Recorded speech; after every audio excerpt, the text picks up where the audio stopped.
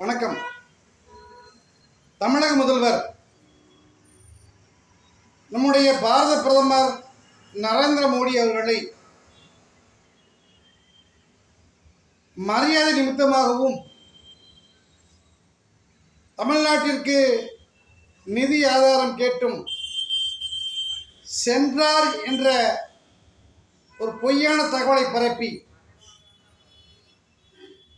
அங்கே மோடி அவர்களை பார்க்கும் பொழுது இவர் உள்ளே இருந்த நிமிடங்கள் வெறும் 2 நிமிடங்களே. காங்கிரஸை கூட்டணியாக கொண்டு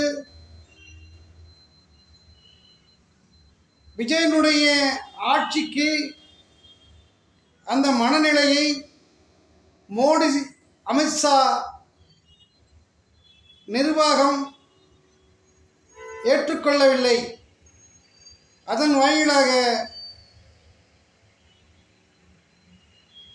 மோடியினுடைய ராஜதந்திரன் காரணமாக காங்கிரஸ் அல்லாத அதிமுக அணியை உருவாக்கி பின்பு நீங்கள் வாருங்கள், அதற்கு மேல் வீகம் வகுத்து உங்களுக்கு நாங்கள் நிதி ஆதாரங்களை வழங்குகிறோம் என்று சொன்னார். அதனால் எதிர்க்கட்சி தலைவர் ராகுல் காந்தியையும் அம்மையார் சோனியா காந்தியையும் எதிர்த்து அங்கே போய் பேசுவதனால் எந்த பயனும் இல்லை என்ற காரணத்தினால் அவர் தமிழகம் வந்து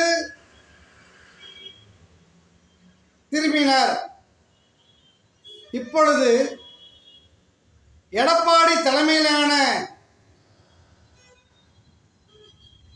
அதிமுகவினுடைய அணியும்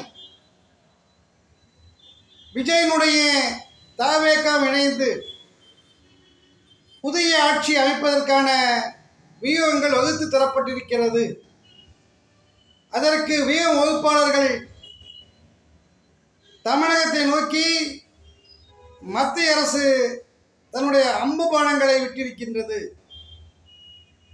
அது மட்டுமல்லாது காங்கிரஸை தவேக கூட்டிலிருந்து வெளியே தள்ளவும் விஜய் ரெடியாக உள்ளார்.